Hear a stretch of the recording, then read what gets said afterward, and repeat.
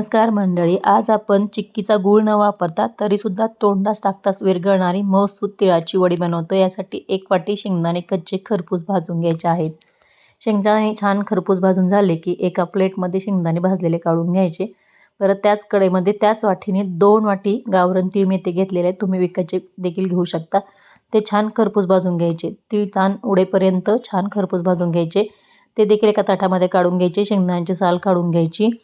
तीळ थंड झाले की एका मिक्सरच्या भांड्यामध्ये थोडेसे तीळ आणि थोडेसे शेंगदाणे याचं ओबड-धोबड भरड काढून घ्यायची. या पद्धतीने जास्त बारीक करायची नाही. शेंगदाणेसुद्धा दिसले पाहिजे मोठे-मोठे याच्यामध्ये, अशा प्रकारे. परत त्याच कढईमध्ये 2 वाटी त्याच वाटीने मी गूळ घेतलेला आहे. अर्धी वाटी पाणी घालून घ्यायचं आणि गूळ छान मेल्ट झाला की याच्यामध्ये 1 चमचा तूप घालायचं. तुपामुळे वडी अगदी मऊसूत तयार होती.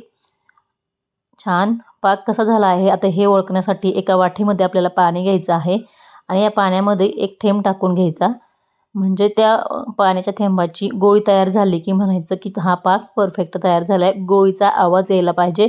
जर गोळीचा आवाज येत नसेल तर मग पाक त्याला तार सुटत असेल तर मग चिक्की आपली चिकट होऊ शकते. यासाठी गोळी पूर्ण झाल्यानंतरच आपल्याला गॅस बंद करायचा आहे. तर बघू शकता याच्यामध्ये 1 चमचा मी तूप घातले, यापेक्षा जास्त घालायचं नाही. येथे फक्त वडी करत असताना एकच गोष्ट महत्त्वाची असते, ती म्हणजे की आपला हा गूळ किती मेल्ट झालेला आहे. जर आपण पाण्यामध्ये एकदम छान परफेक्ट अशी गोळी तयार होत असेल, त्या स्टेजला आपल्याला गॅस बंद करायचा आणि आपलं मिश्रण याच्यामध्ये घालून घ्यायचं. बघू शकता अशा प्रकारे गोळी ते तयार झालेली आहे. मी गॅस बंद केलेला आहे आणि मिश्रण याच्यामध्ये घालून घ्यायचं. पटपट मिश्रण आपल्याला इथे मिक्स करून घ्यायचं आहे आणि नंतर एका ताटाला किंवा पोळपुट्याला थोडंसं तूप किंवा तेल लावून अगोदरच ठेवायचं. गरम असतानाच मिश्रण तुम्ही याचं ताटावर ओतू शकता किंवा लाडूसुद्धा बांधू शकता.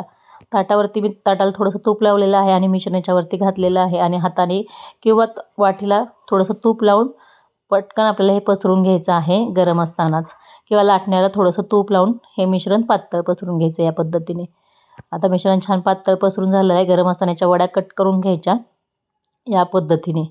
चाकूने किंवा आपल्या उलथण्याने सुद्धा तुम्ही करू शकता. अशा प्रकारे मी कट केलेला आहे. तुम्ही बघू शकता मऊसूत तोंडास टाकताच विरघळणारी आपली ही वडी ती तयार झालेली आहे. ही वडी मी गावरान तीळ असल्यामुळे जास्त पांढरे दिसत नाहीत, पण अतिशय पौष्टिक आहेत. बिना पॉलिशचे तीळ येथे वापरलेले आहेत. बघू शकता किती मऊसूत ही वडी तयार झालेली आहे. तर अगदी परफेक्ट अशी हे आपल्या इथे वड्या तयार झालेल्या आहेत.